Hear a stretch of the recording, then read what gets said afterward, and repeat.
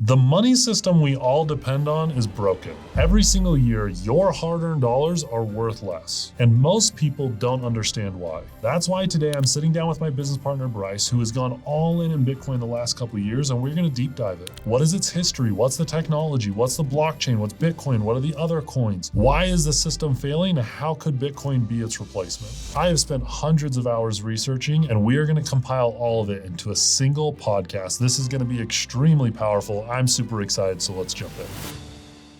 We are going to do a deep dive into Bitcoin, cryptocurrency, and that whole world today. Today's conversation is going to be from leading up to it. Why Bitcoin? What is it? What is currency? Why is it a store of value? We'll begin to talk through price predictions. I'll see if I can get that out of Bryce, but we'll go to what can this be valued at and why you should own it. Today is very fundamental conversation. I'm pretty sure you were the one that originally told me to read Creature of Jekyll Island. Yeah. And it blew my mind. I mean, I studied finance.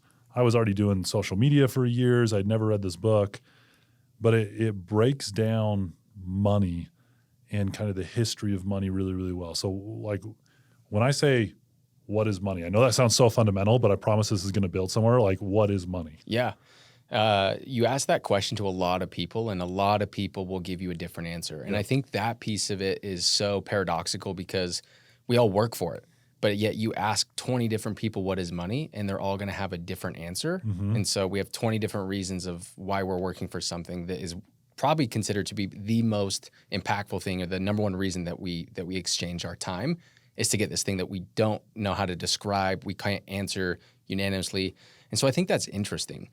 And so there's a lot of definitions of money, and I'll kind of give you guys some of my, what I would consider would be proper definitions, because we're actually living through a time where that definition is changing. What it used to mean back in the early 1900s, 1950s is a different meaning than it is now. And a lot of that has to do with how our fiat system is set up, the way that we have to stack debt on top of our economy, and now with the introduction of Bitcoin. So that definition is changing.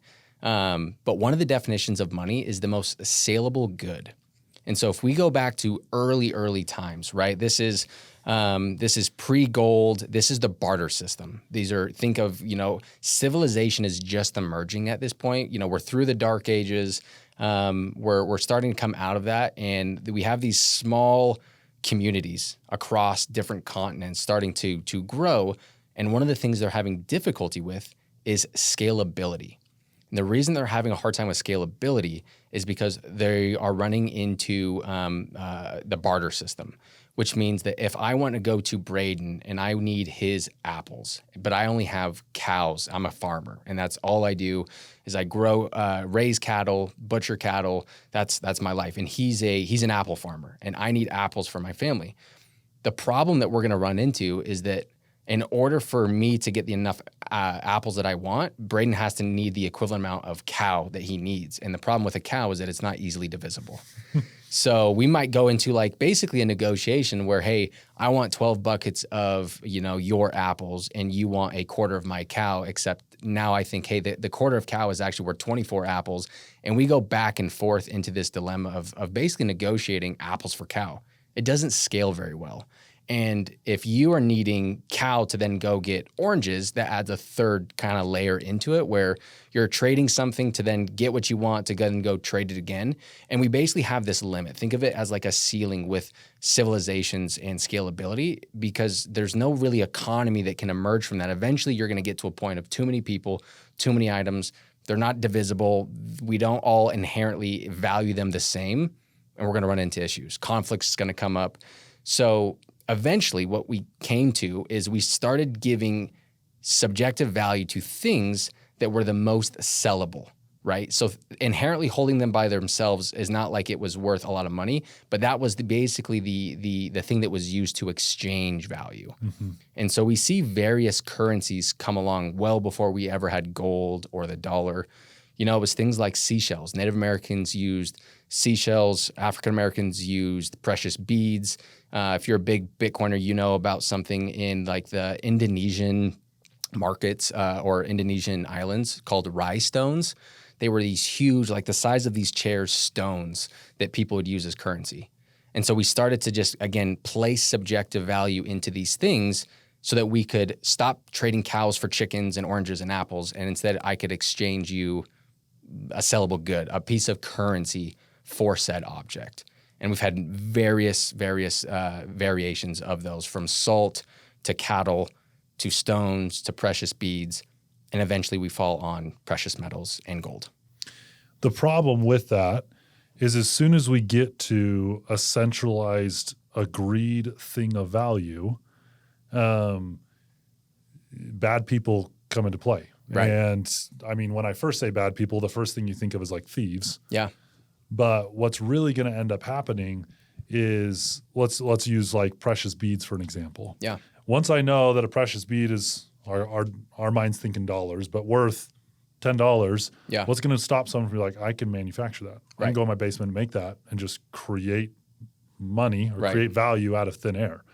And so you're going to have bad players enter in because it's no longer what you actually want. You were just creating something that shows value.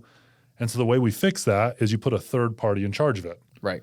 And we really start to see this as civilizations start to come, is precious metals come in and we start to have governments step in and start dictating the minting or the creation or the management of this monetary system. Exactly right. And I think, I mean, we covered several centuries right there in that one phrase of going from beads to precious metals. And eventually I think it's important for people to know, like, why did we land on gold? And it was gold was the reason, the reason that we landed on gold was that gold cannot be manufactured through alchemy.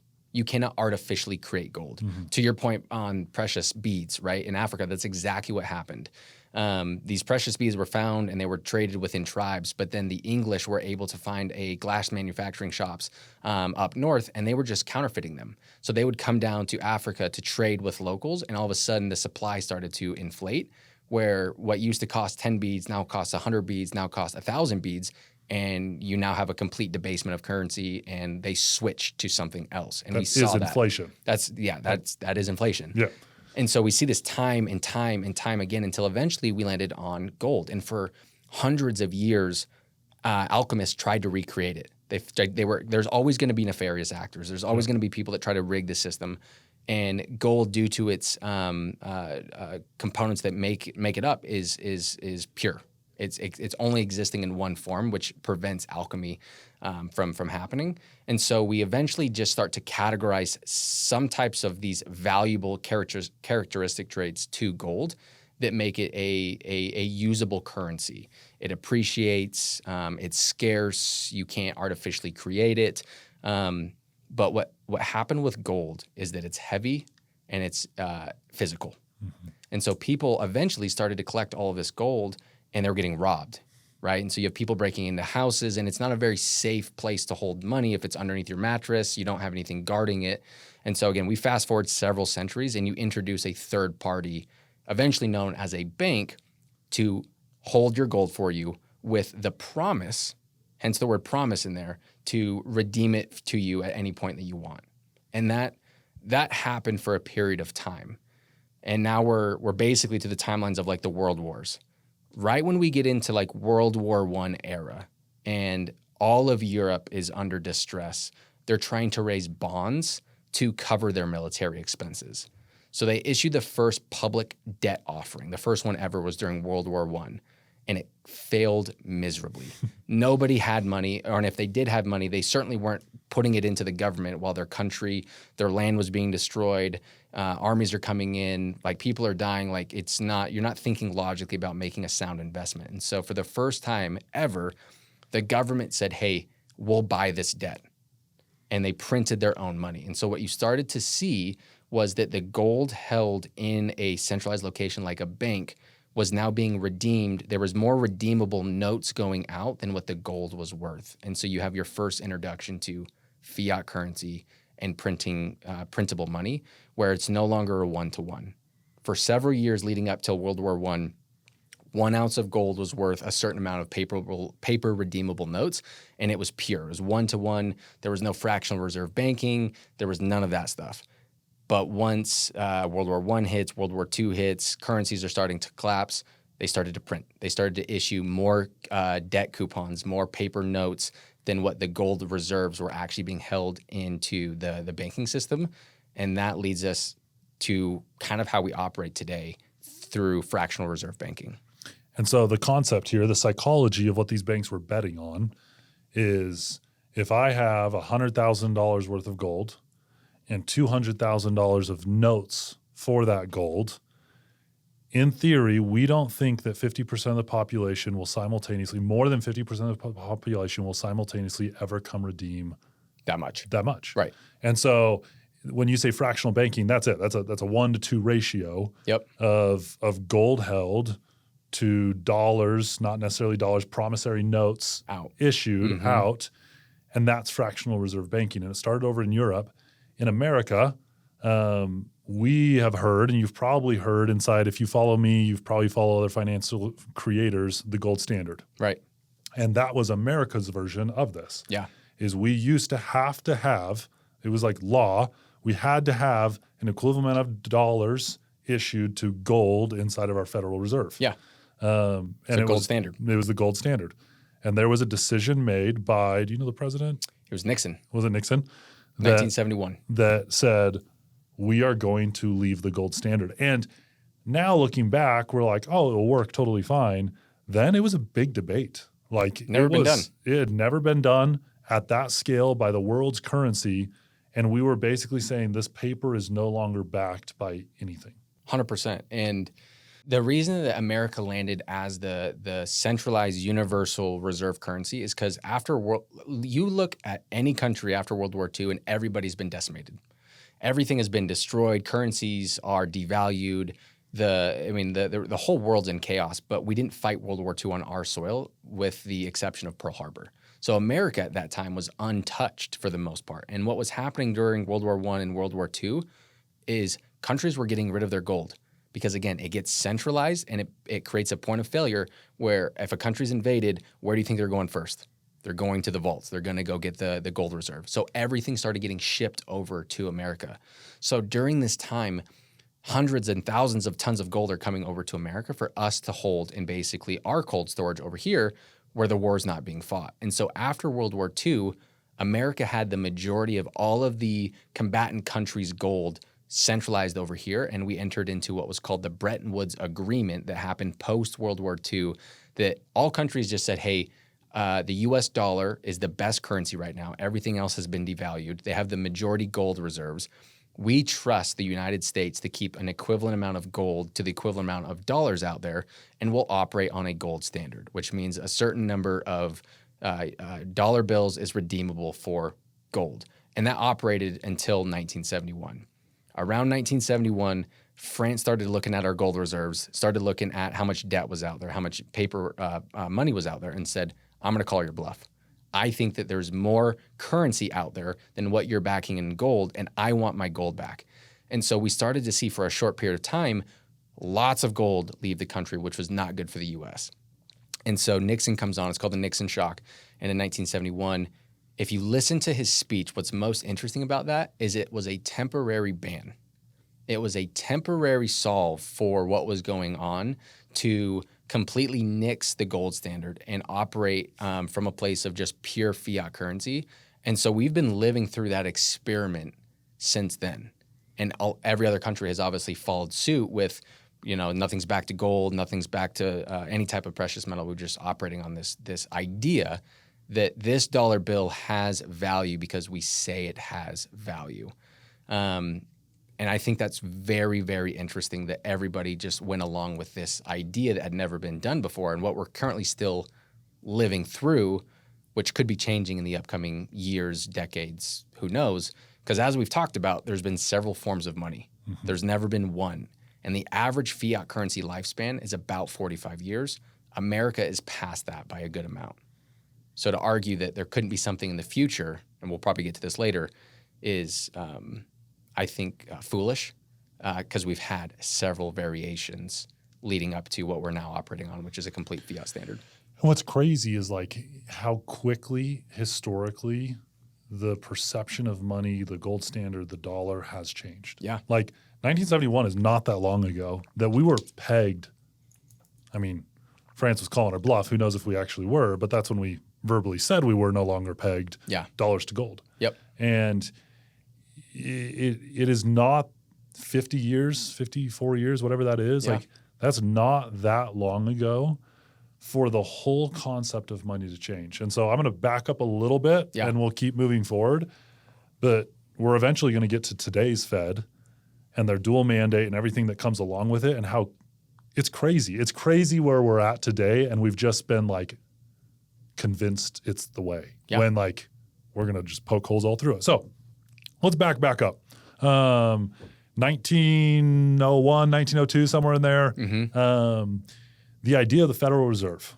So the Federal Reserve, most people don't know this, the Federal Reserve was not part of our nation's founding. Like it was never part of it, didn't exist for the first 125 years of our country.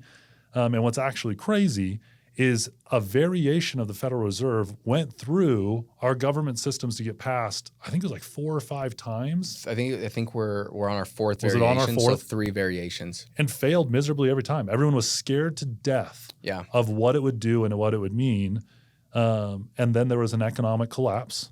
Several. Throughout all those times, but there was one in like 1900s, fact check my years, but conceptually speaking around 1900, that opened up a window for those that were pro-Fed to finally start to get their ideas perpetrated. So walk us through, the book is called The Creature of Jekyll Island.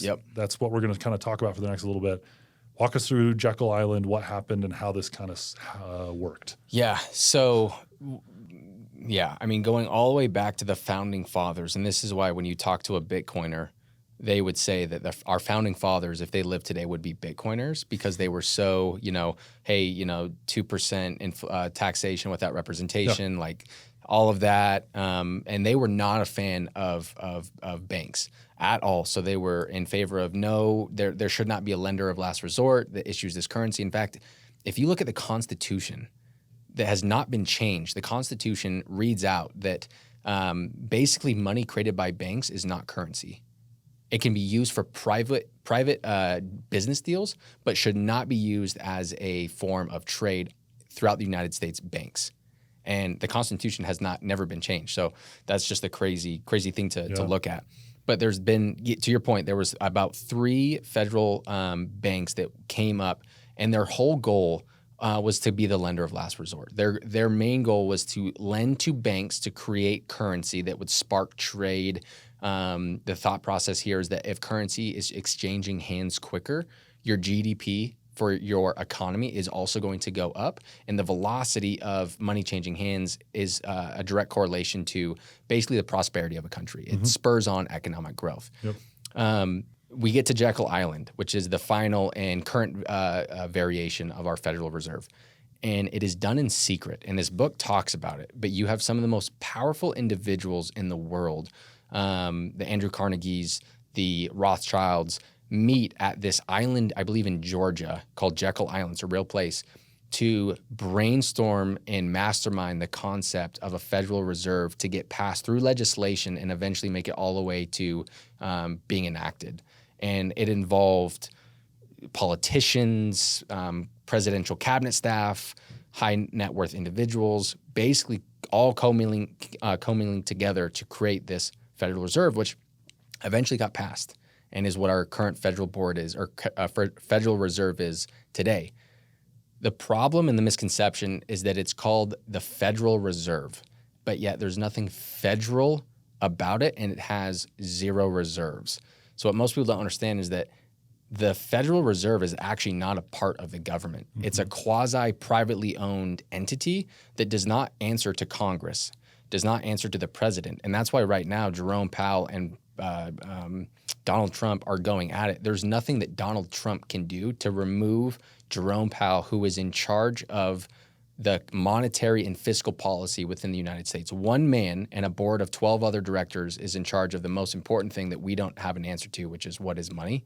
And it's this book, it's a cartel is really what it talks about, which is a bank that can lend its own money. It has no reserves. It has no limit. The spending cap is through the roof. We're at $37 trillion right now for our total U.S. debt.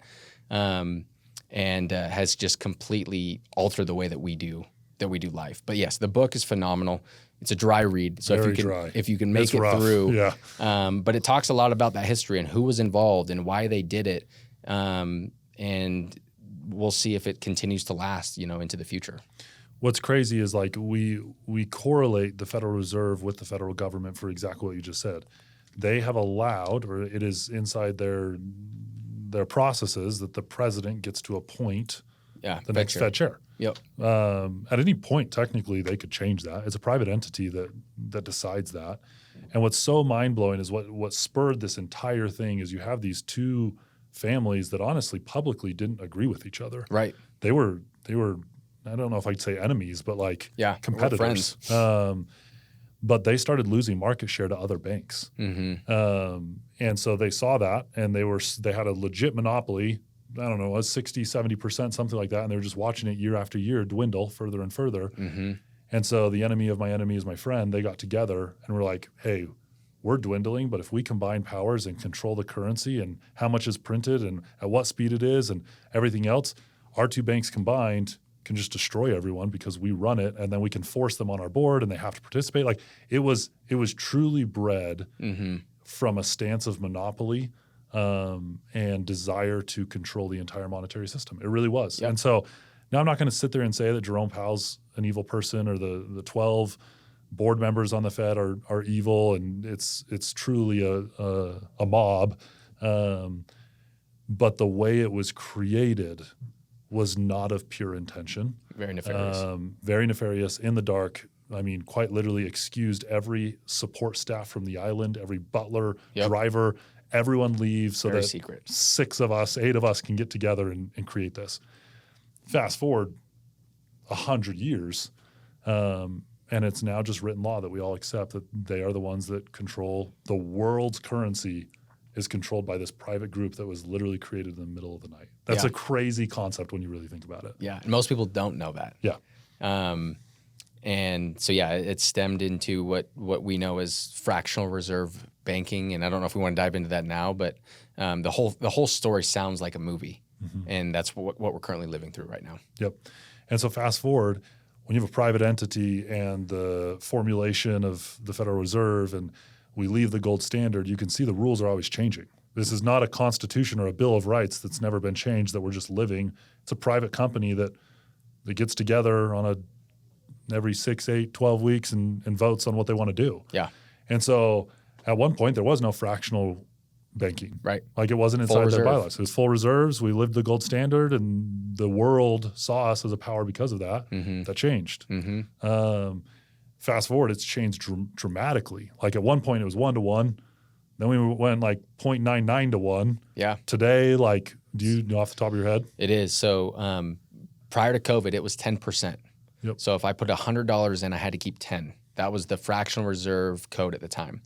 When COVID hit, they dropped that down to 0, and they've never reinstated it. And so this is a way that our money grows, is that if I deposit $1,000, the bank can turn around and then lend out $1,000. There's now $2,000 in the system based off an original $1,000 deposit. And so when we talk about the money supply expanding and inflation is not the rise of goods and services. That's a byproduct of the money supply actually inflating. And that's how it happens, is when we lend a loan or when we fund a loan for mortgage, they're not going to the reserve of some bank and pulling out $1 million to fund it. It's created out of thin air based on the presumption that borrower is going to pay it back over a 30-year period of time. And so our fractional reserve is 0. And quite literally a house of cards stack on top of each other of debt and debt and debt, where $100 turns into $200, it turns into $300. And that's how our supply works. And so if you have any sizable amount of money and you go to your bank and try to withdraw it, they will not have it. Yep. They will not have it. And once again, we saw this in COVID. Banks failed during COVID for this exact reason. Yep. People started getting spooked. They realized that they were not marking down or up their investments. They were worried about the cash on hand, and we had runs on banks. Yep. And the good/bad of the modern era, the internet made it worse than it probably would have been. Like we probably wouldn't have had these runs back in the 1930s, 40s, 50s, 60s, just because social media wasn't there, and so it couldn't get as bad as quick. As quick, correct. Be like Silvergate. You look at SVB instantaneously because now 40 everything, hours. Like so quick, and so the government had decisions to make. Yeah. They're like, do we bail these guys out? How do we do it? What do we do? Fascinating to kind of watch it. But now, I mean, 2 points, and then we'll keep going. But Donald Trump, Jerome Powell are fighting each other, and the reason Donald Trump does not like Jerome Powell is because he's not dropping the Fed funds rate quick enough. Mm-hmm. Now that you conceptually understand the Fed funds rate has the word federal in it, everyone assumes government. Mm-hmm. The government's not involved at all. Right. At all. And so what ends up happening is the biggest creditor in the world is the U.S. government. And so they issue debt and promise to pay it back, but they don't control the rate at which it's lent. The Federal Reserve does. Yes. And so when the government says we need to issue $1 trillion to fund our government because we don't know how to balance a budget, and they have to issue $1 trillion, they look at the Fed and they're like, hey, why is interest rates 5.5% right now? Like I have to pay 5.5%. And so you're like, Fed, go drop it down to 3 because that's the difference of our government paying, I'm just going to make up numbers, $70 billion and $55 billion in interest every single year. Right. And so everyone's like, well, why does Trump care? It's because he has zero control over our debt payments, which then is our balanced budget, which then affects everything. It's this domino effect. And so people don't conceptually understand why Donald Trump is upset. It's because he has no power over this group of 12. Right. But then he simultaneously does not have the decision or ability to not issue more debt. He has to keep the government going. Yeah. And so it's almost like two companies, except it's a government and a company, sitting there fighting. They have to have each other, but they're at odds with each other in what they should do monetarily. Yeah, and it's I definitely would never want to be Jerome Powell and be the Fed chair president. Criticize him all the time, but I don't have an answer. Yeah. It is a slippery slope because and this will kind of take us back, I think, to where we should pick up, which is 2008. Mm-hmm. The Fed has an impossible job, which is how do you mandate, how do I control full-time employment, right? And then how do I keep inflation low? Well, post-1971, we start to issue debt. We start to inflate our currency to buy things that we want. We have the biggest military in the world. We're, I would argue, one of the most industrial, advanced countries in the world. Everything's built out. We don't have, slums at too many places in the world. So we spent money in a lot of good places, but we spent money and we back that with debt. And so the Fed has an impossible job where when inflation gets too high, it gets leaning too much to one side, they'll slash interest rates, we'll cut it down because that spurs on, again, economic activity. It's easier for me to borrow 0% on a credit card than it is for me to borrow 20% on a credit card. So when times get too tight, when the inflation gets to a point where it's too low and there's not enough people spending money, well, let's slash interest rates. And they do this teeter-totter forever. And so if you look at all of the recessions leading up to 2008, historically, every time we entered into a place of too high of interest rates, spending was slowing down, the Fed would just drop the Fed funds rate by about 5%. And that was the fix. And we did that from basically the 70s till 2008. When we hit 2008 and the housing market collapsed, the problem is that the Fed's funds rate was already at 1.75%. It wasn't at 5% where they could drop it 5% and take it down to the floor. We were already at 1.75%. And so we couldn't drop it to negative interest rates. And that's a real thing. Like Japan has negative interest rates where if you have money in a bank, you're paying the bank, right? Versus the bank paying you. And so we didn't want to do that. And so what happened in 2008 was something that is, again, I would compare it to 1971, which is getting off the gold standard. In 2008, we introduced something called quantitative easing. So what happened is we couldn't get the Fed's fund rate low enough, quick enough to spur on people spending money. So what we did is we quite literally injected capital and we spent money to buy our own debt in the form of bonds, mortgage-backed securities, treasury bills. And what this did is it dropped all interest rates really, really low. So it was, mortgage rates were low, credit card interest rates were low. But we basically said, hey, no one's going to buy this stuff. We'll turn around and buy it. And there's, the TARP Act, and there's several acts that went through to basically issue all of this debt, again, out of thin air at zero cost to spur on economic activity. And that has now become the new floor. So what used to be the floor moving forward from the 1970s was, hey, we get in a bad spot, drop interest rates by 5%. When 2008 hit, okay, can't drop by 5, drop it to the floor, drop it to zero, and then print $4 trillion worth of money and buy up everything to keep things moving. Well, we see that same plan happen in COVID. COVID hit, again, drop it to the floor, drop it to zero, and then quite literally double the spending that it took to get from 2008. In COVID, we spent double the amount in bailouts. And that process is going to continue to unfold time and time again. It's kind of like a junkie hitting up for drugs. You have to get a bigger dosage amount to get the same high. Money's a drug. Our economy is the patient or the person. And every time we get into a place of everything's about to, this deck of cards is about to collapse, it's going to take double, triple, quadruple. It's exponentially growing. Our debt is exponentially growing, and it takes more and more and more to get out of these pieces. And that's where Bitcoin comes in to help solve this. Yes. So one quick definition on Fed funds rate. Fed funds rate is the rate at which this Federal Reserve will lend to institutions. Overnight, yeah. Overnight. So like if I'm Wells Fargo and I need money, I can go to the Fed and get it at whatever interest rate they say. Correct. And then Wells Fargo then takes that, marks it up, and gives it to consumers. Yep. So we haven't explained that. We're using that a lot, and that's what the Fed funds rate is. So 2008 happens, and some true genius understood money, understood what was going on, and looked at quantitative easing, looked at this dual mandate the Fed has that they're trying to control inflation while they simultaneously completely run money. And some person is like, this isn't going to work long term. It needs to be solved. Yeah. And so they start working on what will eventually become a technology that was their attempt to solve this. Yep.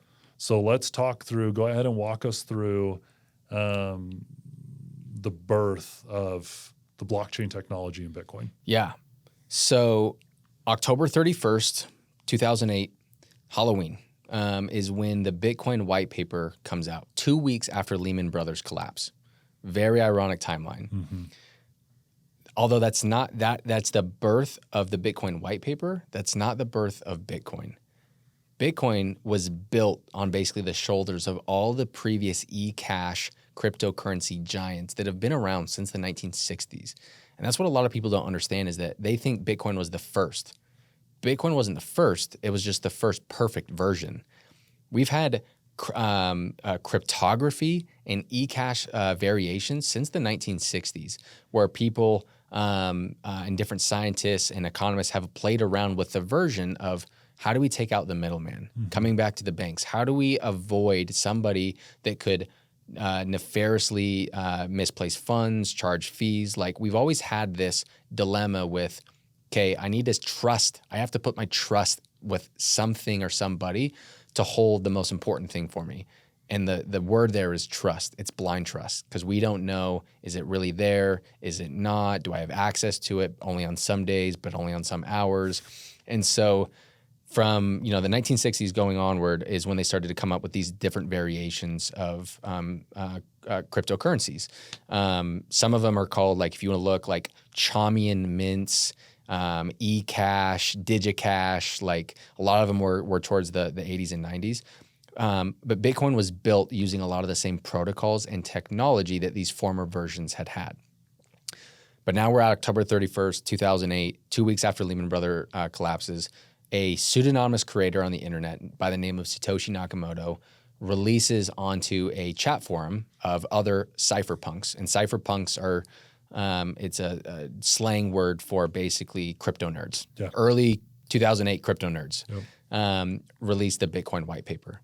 And what this white paper, this PDF document goes through is, what is Bitcoin? How does it operate? What does the security look like? And is basically just a blueprint on how this technology functions. And January 1st, 2009, so a couple months later, we have the first transaction between, again, a unknown pseudonymous creator, Satoshi Nakamoto, and a man by the name of Hal Finney. And that sparked what is called the Genesis block, which is the very first block of transactions on the Bitcoin blockchain that you could go and trace back to today. And every 10 minutes since January 1st, 2009, every 10 minutes, a new block of transaction has posted onto the Bitcoin blockchain without fail, and actually now has a longer running track record than the S&P 500. Yep. And so the blockchain technology, I'm going to try to explain it and then I'll let you go as well, because they have to understand what this is to get why this is big.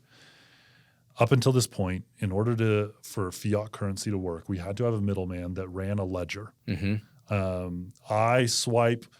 I need to send money to you. Let's go a wire just because that makes the most sense. I need to send you $100,000. Yep. I'm going to go to my bank, put in your account and routing number.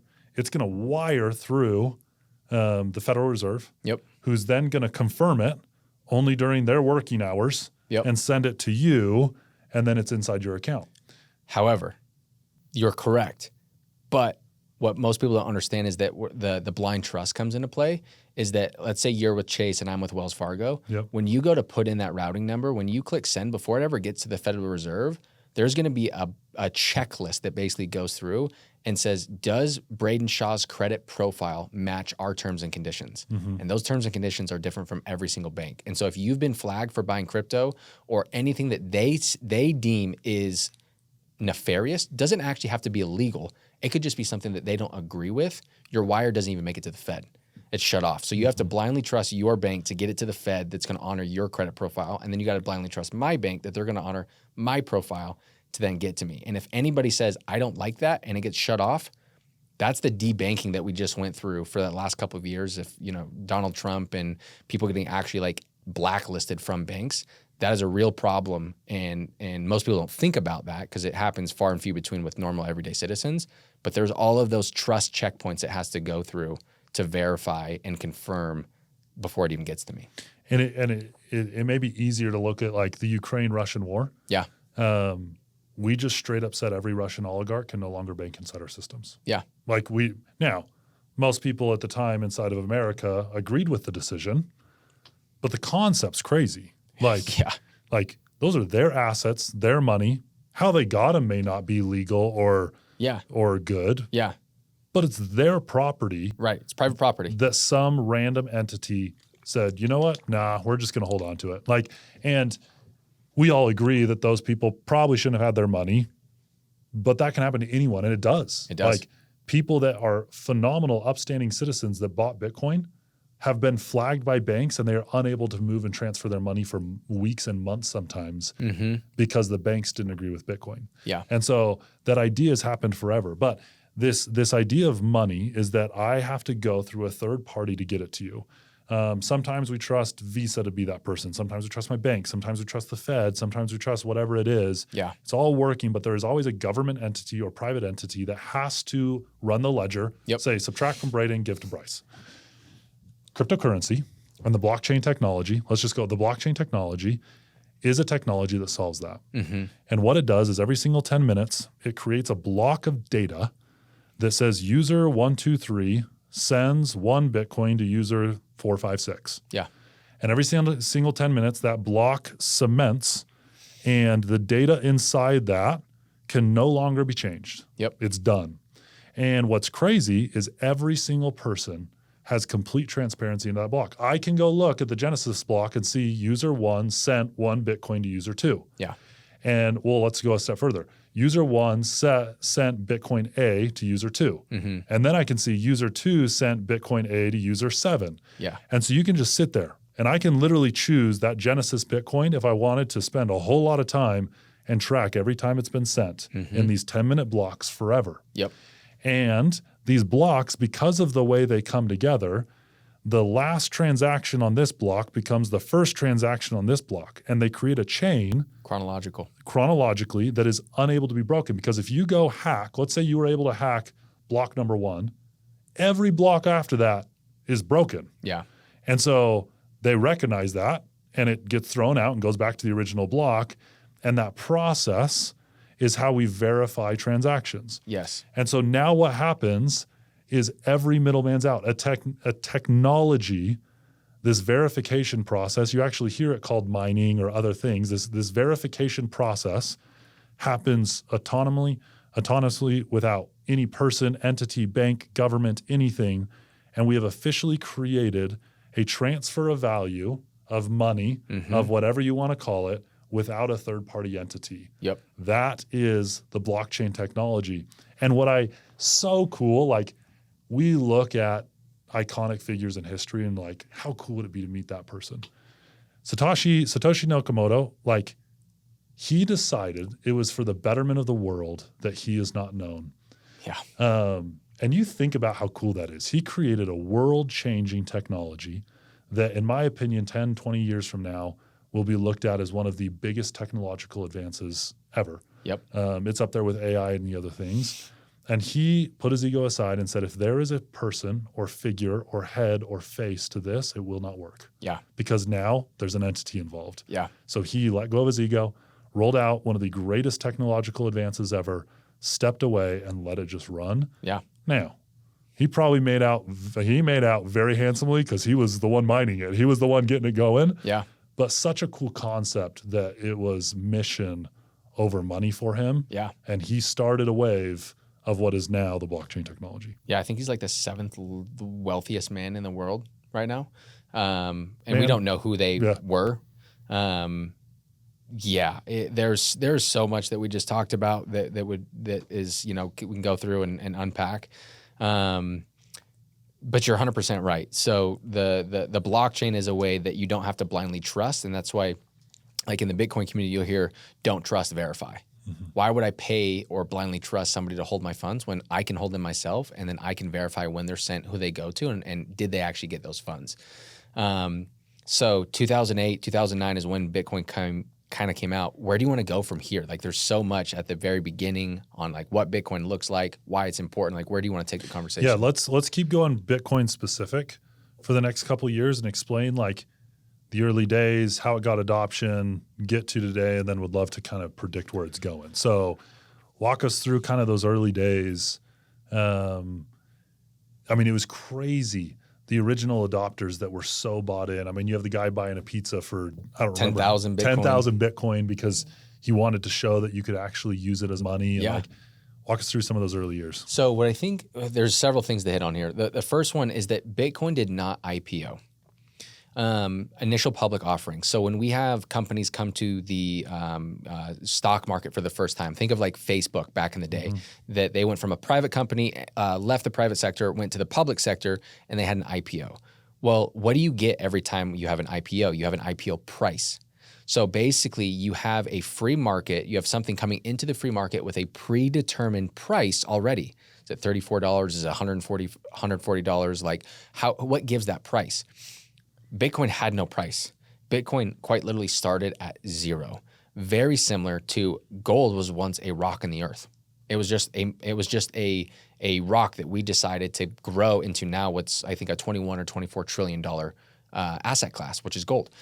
Bitcoin has the exact same, or I should say similar track record where it started at zero. The very first couple Bitcoins that were mined up started at zero. And then over time, it moved from 0 to 6 cents to 10 to 50 cents to $1 to $6 to $25. Like it eventually just grows. And it grew from a very small community of these cypherpunks where they began to read the Bitcoin white paper, and they started to understand the value that was here. And I think that's important to kind of dive through and understand like these people back in 2009, 2010, 2011, some of them got it. It took several years later for a lot of us to figure out like, oh, this thing actually has value. It's immutable. You can't change it. There's a scarce amount. It's finite. And so eventually we make it through basically I would call like the dark ages of Bitcoin, which was, it was being used for a lot of nefarious reasons. Yeah, it was untraceable. Yeah. Yeah. Money. What people used to say, and I think now it's not it's kind of a mute point, is that it was used a lot for dark web activities for purchasing basically drugs. And so the very first timeline of like Bitcoin popping up on the public scene was during a drug bust of basically a dark web website called the Silk Road. So the Silk Road was a dark web, basically eBay for drugs and anything else, drugs, money, weapons, and Bitcoin was its main currency. And so this is the first time we have a marketplace opened up on the dark web that takes its primary payment in Bitcoin. And that operated for a number of years and was eventually shut down. The U.S. government came in, Ross, I cannot remember his name. He actually just got out of prison. He was in President Trump, whatever, did the veto for getting him out. I can't remember his name, Ross something, but he was a one-man machine. They shut it down and they confiscated all the Bitcoin. And that's kind of like the first time it pops up in like the public sector. Yeah. The next time is for when this individual, his name was Laszlo Hanya, purchased two Papa John's pizzas for 10,000 Bitcoin. And this was the first time that a physical good was used to be able to be purchased through Bitcoin. And basically what he did is some guy sent him the 10,000 Bitcoin. He then called up the pizza company, paid for it in dollars, and he was reimbursed with the 10,000 Bitcoin, which is now well over billions of dollars of money. Yeah. And so you have like this slow, like it comes in and out of the media, right? It pops up, like it's the new pet rock. It's the tulip bulb. It's used for drug purposes. It's used for, this and for that. And so you get like these kind of like these clickbait articles of Bitcoin. And then 2021 hits. In 2021, Bitcoin's price goes from $9,000 to $69,000 in the course of 12 months with all of this money printing. And that's the first time that we really start to have a different set of eyes on what is Bitcoin? Because a lot of people made a ton of money throughout that time period. And I think that was the first time that heads really started to shift on what is this thing? I want to learn about this thing. I want to know why this thing has value. And really kind of started from 2021 till today, where now it's traded on Wall Street. It's I think the 5th largest asset in the world. And it really propelled the adoption rate within institutions, within Wall Street, within hedge funds, within ETFs, and the consumer. So that's like a brief timeline view of kind of how we got to like where we're at today. Yeah.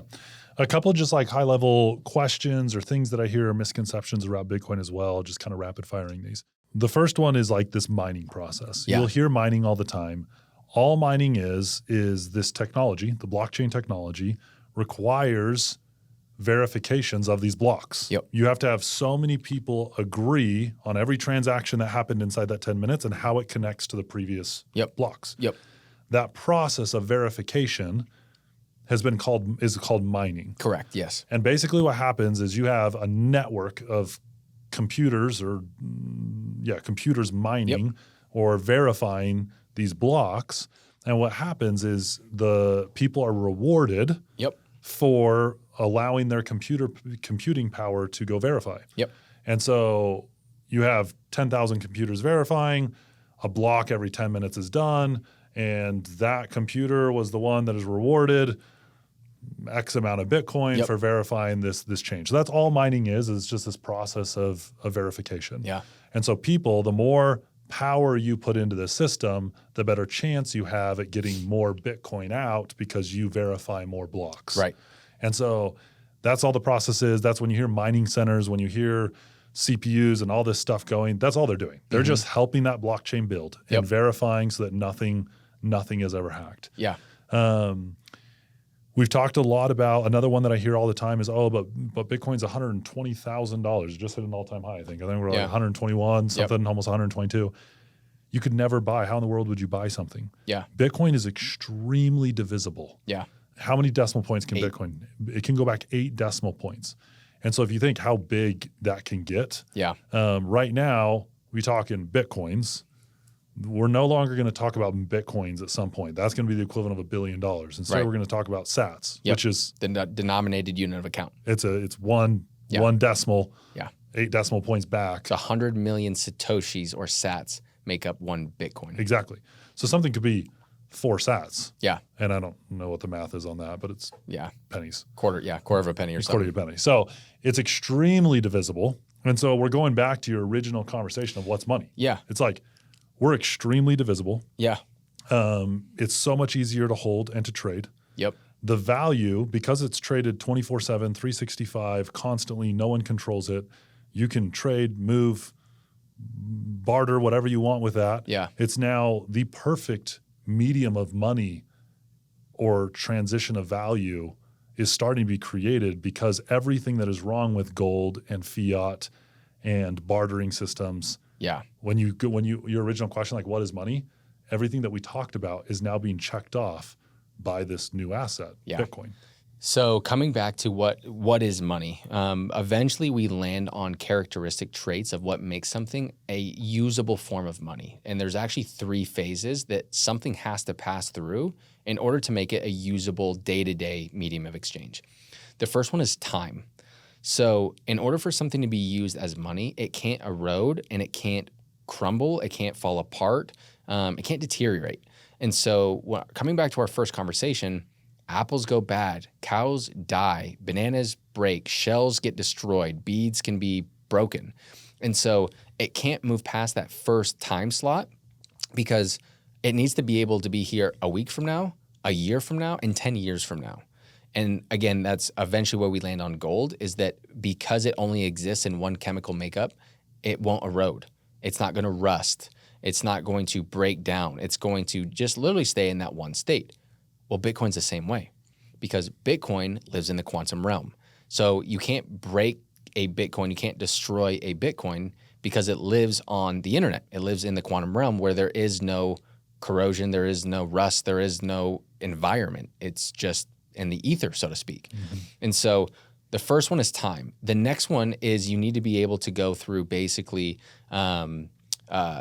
space, or I should say distance. You need to be able to transact across different distances. Gold is really hard to do that because it's heavy. And so if I want to take it from one continent to another continent, that is a hefty price that you have to pay to not only track and take the gold from one place to the other and all the transportation, but you also have to guard it. Because there's going to be people out there that are aware of these shipping lanes that have this gold. There's going to be pirates that want to attack it, and so you now have to build up, a small armed guard, and it's going to be very costly. And so that's why eventually we moved to like redeemable paper notes. Is that it's easier for me to pull out a $2 bill and pay for that at a grocery store, or nickels, dimes, quarters, etc. Versus, hey, I have a block, I got an ounce of gold and I got to shave it down. I got to smelt it down. I got to go to it, too much of a process. So that's the second variation is I got to be able to go across distance. And then the last component is basically it has to be a one of one. It has to be fungible, right? And so that's where the barter system comes back into play is like one apple doesn't always equal 3 oranges. Mm-hmm. 1 Bitcoin is worth 1 Bitcoin. $1 is worth $1. And so it has to be what's called fungible. It's a one of one. If I give you 1 Bitcoin, you give me 1 Bitcoin back, we're in the exact same boat. Nothing has actually changed, right? And so when you're talking about Bitcoin and you're talking about like the mining piece, one of the most interesting pieces on that is why does it take electricity to run these nodes? Why does it take electricity to run these miners? And I think that's a very important piece to touch on because Bitcoin plays by the same rules that we live in. That we consider anything to be real. So before I explain like Bitcoin mining, I think it's important to return to first principles of physics. And so we live in a universe that says the laws of thermodynamics are real. And one of those laws simply states that nothing can be created for free. So everything that you see like in this room, when I go home to my house, when I get into my car, when I look at my desktop computer, like all the physical things that we can touch and feel at some point expended energy to create them. They weren't just like, poof, oh, here's a microphone, here's a computer. Like, no, it went through a process of energy expansion to create something. And so that could look like electronical expansion or electronical energy. It could be, sometimes it's nuclear energy. There's obviously money involved. So there's economic forms of energy expanded there. But at some point, somebody has to take the time and the energy to expand to create something. And that's what we consider to be real. The one thing that I'll note is that what we work 8 hours a day for most people is created for free. Money is created for free. And so when we move from this, gold standard to fractional reserve banking, all of a sudden they're just digits that live on a private ledger. To your point, they're just ones and zeros on the Federal Reserve computer system that say, "Hey, Braden, you now have $1,000 in your account. Like, thanks for working for me this week." It took zero cost to create that, but yet it costed you 8 hours a day for the last 5 days to earn that money. And so we play by this fundamental law that, hey, there's always a cost for something, but the thing that we work for our entire life for is created for free. And Bitcoin is one of the reasons it has value is that it costs energy to create it through the Bitcoin mining. Yep. Every computer mining program plugs into a wall, or it plugs into hydropower, or it plugs into wind power. And it uses energy to do these computations to have a chance at earning a block reward to be then rewarded with Bitcoin. But you can actually prove the existence of a Bitcoin through the electrical hashing power of a computer and prove the existence of something that we cannot touch or feel. And I think that's very important for people to understand, is that it actually plays by that same rule that we honor, whether you know it or have thought about it or not. The dollar does not, and it costs nothing to create. So I'm going to transition a little bit, but the dollar's infinite. We just keep printing it. Yeah. Okay. There's a cap at the number of Bitcoins. Correct. Walk us through the halving and max number of Bitcoins and kind of the thought process there. Yeah. So there's a cap. There's a finite amount of Bitcoin at 21 million. And why 21 million, nobody knows. There's several theories on like what Satoshi was thinking throughout this process of who knows why, but there is 21 million. And so what will happen by the year 2140 is all of the Bitcoin will be mined up. Right now we're at about 19.9 million out of 21 million. So a lot of it, majority of it, is actually already in circulation. Start coming back to 2009, when it first started, you're talking about the blockchain earlier, right? And all of those chronological orders of transactions. Each block can hold a certain amount of transactions in that like 1 10-unit block. And then it goes on to the next one and then the next one. At the very first, in 2009, every 10 minutes, when a transactional block is completed and then published to the blockchain, there's something called the block reward. And basically what that is that the computer that solved the hashing algorithm is rewarded with new Bitcoin coming into supply. And this is called Bitcoin mining. So if you think of it like it's not actually in a vault, but like every 10 minutes, the computer program that solves the SHA-256 hashing algorithm, a portion of the Bitcoin comes out of the vault and is rewarded to that Bitcoin miner every 10 minutes. And in 2009, for the 4 years that it started, every 10 minutes, 50 Bitcoin was rewarded. Crazy. Yeah. So a lot of Bitcoin came out in those early years. And now you enter into something that is very coincidental, that the Bitcoin halving lines up perfectly with the presidential election. So every 4 years, basically the amount that is distributed to the open network is cut in half. So 4 years after 2009, we now go from 50 Bitcoins every new block to 25 every 10 minutes. And it continues to get cut in half every 4 years. And we actually just went through a Bitcoin halving in 2024, and we're now at 3.125 Bitcoin every 10 minutes. So what started at 50, we've now gone through a couple halving cycles. We're now at 3.125, and the next halving cycle will be in 2028, where it'll get cut down to 1.125, something like that. Yeah. And that will continue because, again, Bitcoin's denominated to 8 decimal places. So we're actually only like 0.25% through all of the halving events until the year 2140.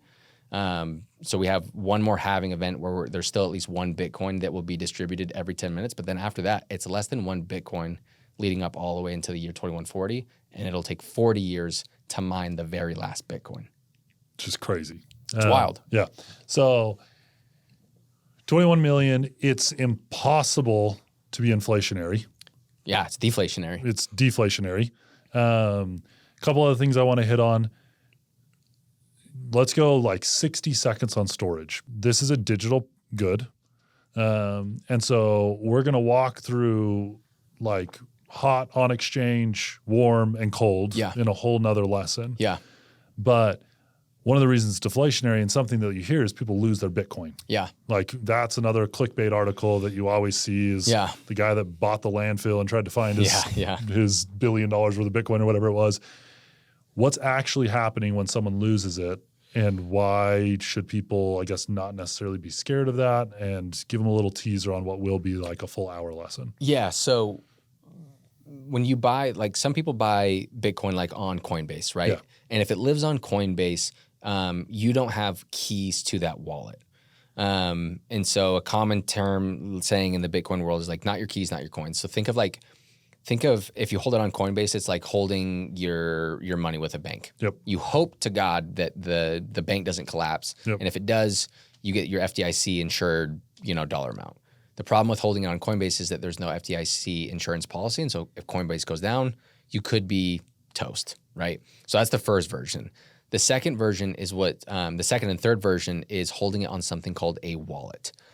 And we'll get very technical when we break down the actual module for this. But a warm wallet is an app. So think of it like a Coinbase app on your phone. And really what it is think of it as like a security deposit box on your phone. You can open up a security deposit box on the blockchain, and you can transmit your Coinbase Bitcoin to your warm wallet, your app version, and you can store it on the blockchain. And what you access that Bitcoin with is what's called a seed phrase. And so when you're talking about people like losing their Bitcoin, what they're actually losing is that seed phrase, which is a list of either 12 to 24 words of the US English dictionary that is actually their key to getting back into their security deposit box. So if you lost your phone, if you lost the actual USB or like the hard wallet, their cold wallet version of that, it's not gone. You would just buy, another version or download a new app. You just need the seed phrase. You need the key to get into your security deposit box to access it. And so when you hear about people that have lost their stuff, they haven't been hacked. Bitcoin's never been hacked. What they've done is they've lost the seed phrase. They've lost the key to their security deposit box. Yep.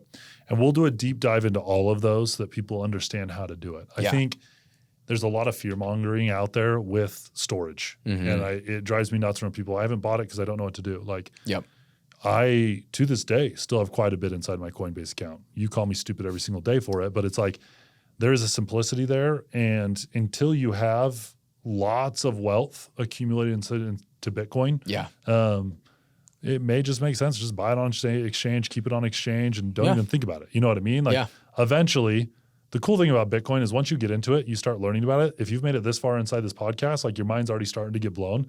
You will start learning more, and you're going to become obsessed, and eventually you turn into a maximalist. But what's going to end up happening is you're going to want to learn about storage, and then you'll want to learn about cold storage. There's and then a progression. You'll get into it. But don't let that hinder you. That's all I'm going to say now is don't let that hinder you from getting into it. Just buy $50 of Bitcoin, keep it on the exchange, and at least start getting exposure to this asset class. 100%. Get off zero is always like the first step for anybody's Bitcoin journey. Because at the end of the day, like the reason that we make investments is that we want to be able to find, we want to take our money that we've worked for, which is finite, our time here on earth, and place it into something that is going to grow at the highest multiple into the future. And so really what we're looking for is like, what is the best battery right now to store our money in?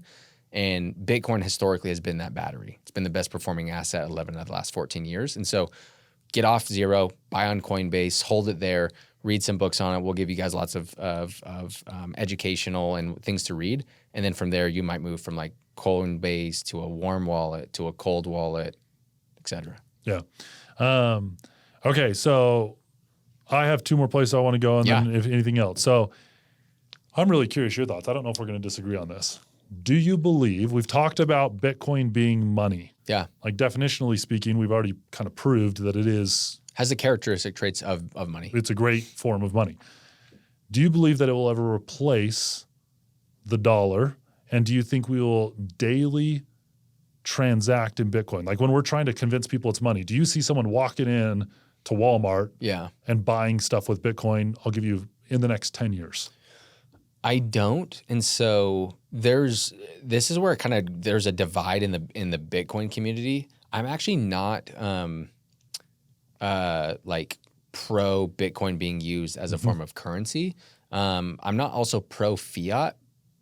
There's a reality where actually the two actually I think need to work side by side. They work together because the reality is that the world runs off of the US dollar, and the payment rails that have been created and the infrastructure that has been built with the US dollar is not a simple system to recreate. And so what I think is going to happen is you're going to have this parallel world where Bitcoin is going to start to become infused with the US dollar. And what we're seeing happen right now, especially not only on a consumer, but an institutional level, is that people are saying, hey, I actually don't need the second property. I actually don't need more of this stock. What I need is a better battery. And what they're doing is they are using Bitcoin as a store of value asset, and they're using it as a treasury reserve asset. And so that's what I see more probable over the next 10 years. And moving further is that, no, I don't think the US dollar is going to get replaced by Bitcoin. What I could see happening eventually, and we're actually already seeing countries do this, is that instead of our bonds being backed by nothing, our debt just being backed by the promise that we're not going to keep printing money, even though we demonstrate that on a daily basis that won't ever change, is that we will eventually begin to back our debt and our currency with Bitcoin.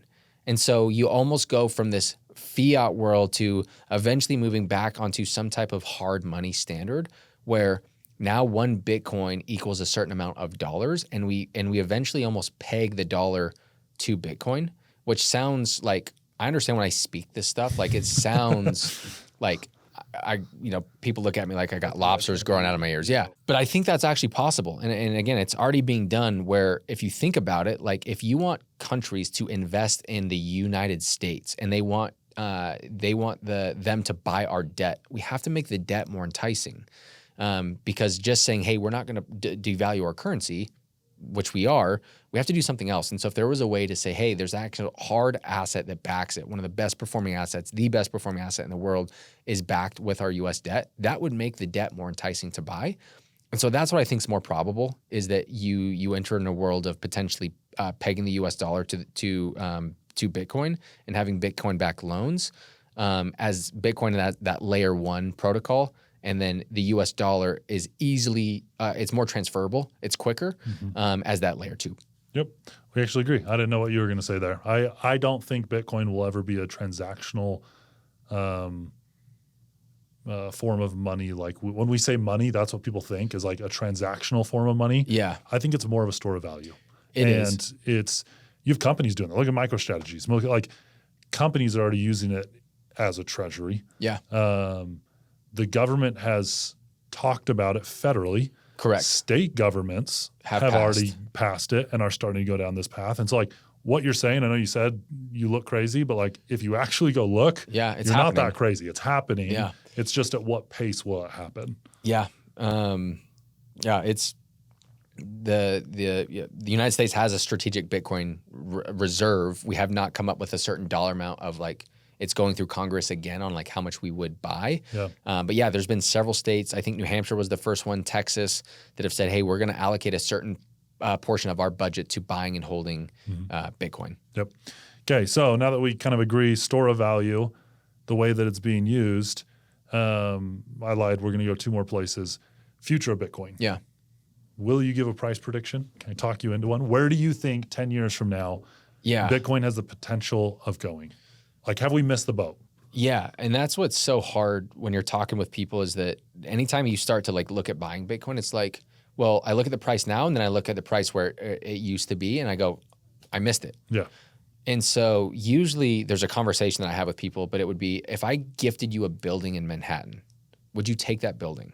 And most people are like, yeah, I would take real estate in New York. It's one of the most, popularized, glorified places on earth. It's one of the best places for real estate. Or Miami Beach. You would take that bet. But if I showed you like what the price used to be in 1970 versus the price now, it's at an all-time high. But they want it because it's a desirable, scarce piece of real estate in a very good area. Bitcoin's very much like that, where yes, I know it's hard to understand that you're buying fractions of this thing that's $121,000, but we as humans have a really, really hard time thinking in exponential growth. We're very good at linear growth. 1, 2, 3, 4, 5, 6, 7. We're not good at thinking in exponential powers, 10 to the second, 10 to the third, 10 to the fourth. And a great example of this is if I took this water bottle and let's just say there was a cap on this water bottle. I filled it up with a deadly virus, and there's one virus in here, and it's 11 p.m. And we have a full hour until it's midnight.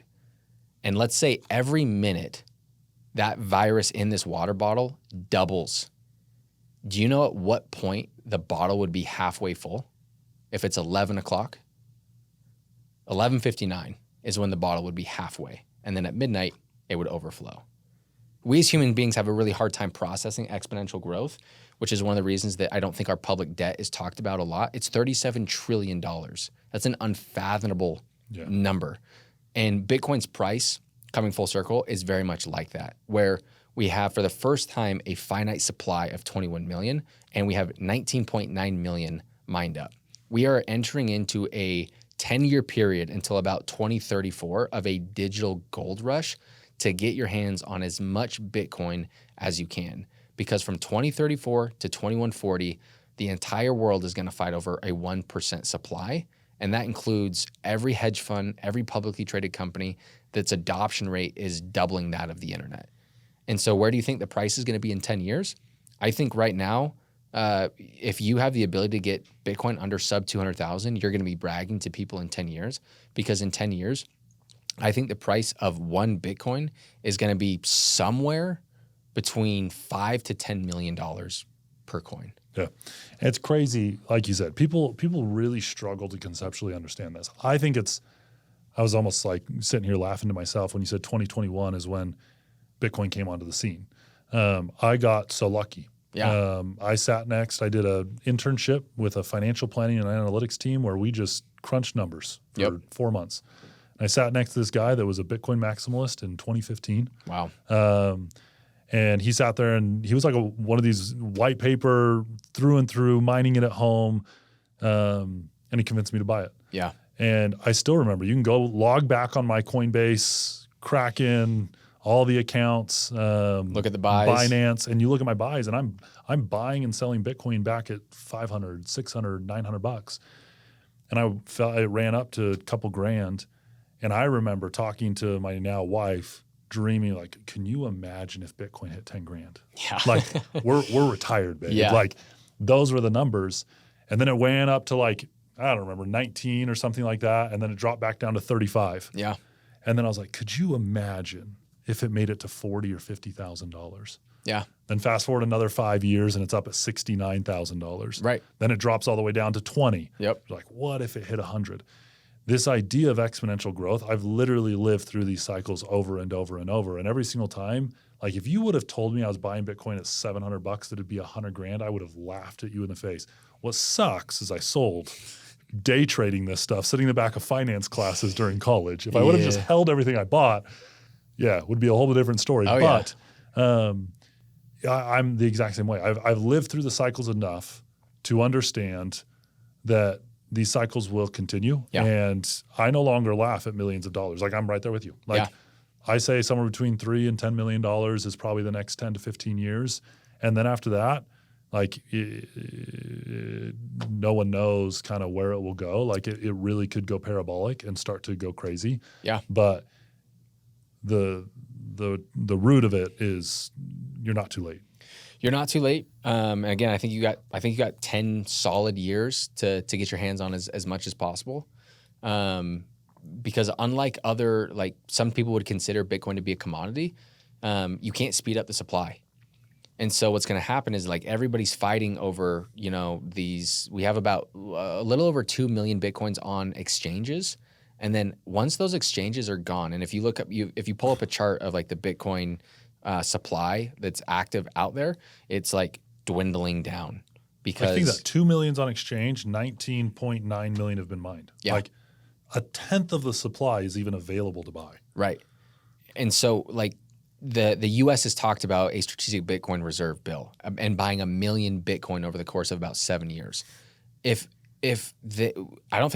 When they pass that, the 450 Bitcoin that is coming into supply each day right now will get eaten up by the US like that. And that's one government entity. That's one. The second the U.S. does it, Russia, China. All G7 nations will follow suit. And so now you have every nation fighting over 2 million on exchanges. And once that's gone, first come, first serve for every 10 minutes. And that's when you get the price. That's when you can get that, what we would call like a God candle of 100K increase in one day.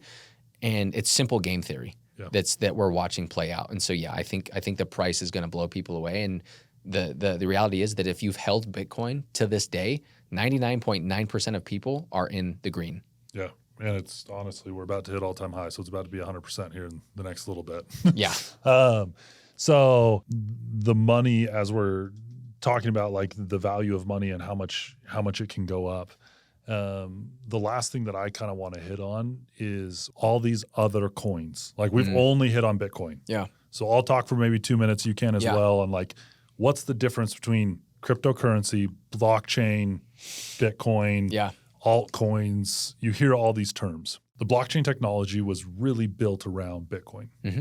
This technology, like I said, he was one of extremely selfless and just put it out there. Yeah. Never took credit for it and gave everyone the technology. And so now what's happened is you have people taking the technology and creating other use cases and applications for it. The way that I think about this, Bitcoin, we've compared it to gold a whole bunch. Yeah. It's a store of value. It's the grandfather. It's the most reputable, largest, sustainable one. If you ask me, what am I 100% confident is going to exist 10 years from now? I would say Bitcoin. Yeah. Every other application, I think, is more similar to like a company on the stock exchange. Yeah. They are taking a technology and applying it to a specific use case. They are running a company on it with a central entity, and they're trying to apply this amazing technology of the blockchain technology to a specific use case. They're trying to, let's give you an example, is like they're trying to, we'll use Ripple. Yeah. They're trying to replace the SWIFT banking system so that rather than banks sending money through the SWIFT banking system, they can send it through Ripple. Ripple is really trying to be a transactional money. Yeah. Like when we talk about remittance services. Yeah. And so they're trying to apply it to that. But Ripple could have 82 competitors, and it's just a race to who runs the best company, most efficient company, has the best marketing, and can get it adopted. Yeah, It's the cheapest. It's a company. Yeah. And so all these altcoins, I always say I own 100% Bitcoin. I own nothing else. Now, if you look back at my I'm 10 years in this industry now. I've owned everything. Like I've won, lost. My greatest trade of all time is I bought Ripple at 2.5 cents and sold it at $1.80 its first run. Yeah. Like greatest trade ever. I've also done a whole bunch of the other direction of buying at $2 and selling at nothing. I've owned it all. But as I've matured and gotten through this, it's not to say I don't believe in any other protocols or other coins or other use cases. I don't believe that I can with 100% certainty decide which company or coin is going to succeed and not over the next 10 years. And that's really all it is. It's not to say they're good, bad, not going to work, are going to work. I'm not betting on that. Yeah. It's just, it's hard to choose. I don't think I have a superior knowledge in those choices above everyone else. And I love that this is a 24/7, 365 coin. But the hard thing is when you're trading these coins and you're dealing with people and it's trading at 3 a.m. and I'm asleep, like stuff can happen and stuff goes to zero instantaneously. Yeah. Like it's just so much harder. Yeah. There's Bitcoin and then there's cryptocurrency. And so when you're talking about Bitcoin, you're talking about proof of work, you're talking about the SHA-256 hashing algorithm, you're talking about the Godfather. When you're talking about cryptocurrency, you're talking about Ethereum and everything else. And so Bitcoin's blockchain is public. We've talked about that. And so it's copyable, and it has been copied over 10,000 times. The reality is that 99% of all of those that have been copied have gone to zero. And so I would agree, there's a couple of them, a select few that I would view as Silicon Valley's tech startups that will have real world use cases using blockchain technology in a way of transmitting data safely, securely, and faster than what we do today. 100% agree.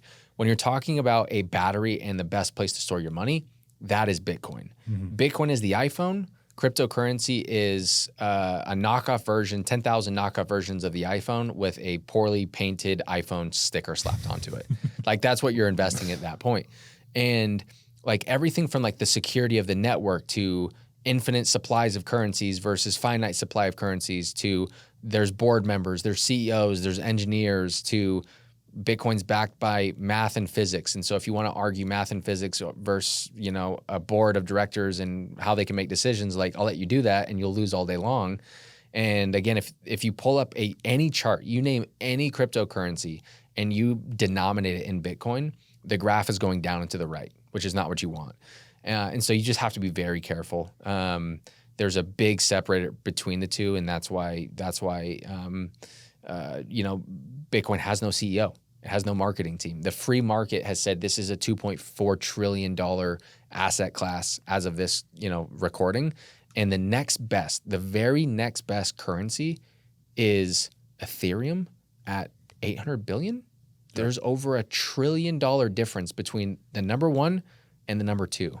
And that right there should tell you okay, there's a really big spread here. Yeah. And I should probably understand, why. And so, everything but Bitcoin is a copy of Bitcoin, legitimately. It's copied Bitcoin's blockchain, and they've just tweaked the rules to help themselves. Yep, 100%. And so I remember what I was going to say a little bit ago on pricing. Couldn't remember what I was going to say. A lot of people think that to get a $2.4 trillion market cap, $2.4 trillion have flooded into a market. And that's 100% not true. You need to understand how market caps are created. All you do is you take the last traded price of a good and multiply it by the available supply. Yeah. And so if the government, let's say the U.S. government decided to buy 2 million Bitcoin simultaneously and swept every exchange out there, and there was 1 Bitcoin left on exchange, and I paid $10 million for it. 10 million. For a split second, it's 10 million times available Bitcoin as a market cap, and we now have, I don't even know what the numbers would be. That'd be 100x above. It would be $240 trillion market cap. Yeah. And so when people say, oh, there's no way we could flood in $20 trillion into this, I'm like, you're right, but we don't have to. Yeah. Like quite literally $10 million flooding in with the right order stack or available supply could make this go astronomical. And so understand how pricing works and understand that when you see a price jump that much, it's not that much money flooding in. It's just less people are willing to sell at a price and it gets higher and higher because more people are willing to buy. But really only 100 Bitcoins could trade between 100 and 110,000. And all of a sudden that's the accepted price and market cap. Yeah, 100%. And for any other currency to do that, you would need quadrillions of dollars to get that same market value. The education that has just dropped that you shared is invaluable. Yeah. And that's the biggest thing is 1% actually understands what it is. And of those, none of them really buy it. 21 million Bitcoins is all available. There are more millionaires than there are available Bitcoins. Not every millionaire can even own a Bitcoin. When you think about that, that is your chance at life-changing money. Yeah. If you're an everyday person that can get access to that and buy it and let it go run, it has the power to change lives. Yeah. Like I said, it's going to take 40 years to get the last Bitcoin. So if you're able to harness one or half of one, you have, for your family and for your generational wealth, have been able to capture 40 or 20 or 10 years of economic prosperity in your household now. And you're able to share that. And so do the research. One of my favorite quotes is everybody gets Bitcoin at the price they deserve. I got my price at around $10,000. You got your price at a lot lower. Everyone else that is not into Bitcoin yet is going to get their price at 120. But I'd rather get in at 120 versus 3 years from now, it's at 750,000. And so it's interesting because you have to spend the time to learn about this thing. And so spend the time, read the books, listen to podcasts like this, and eventually get off zero and continue to learn throughout that process. Love it. Thanks, man. Yes, sir. If you love this conversation, you are going to love my conversation with Brian Decker. Click here to watch it.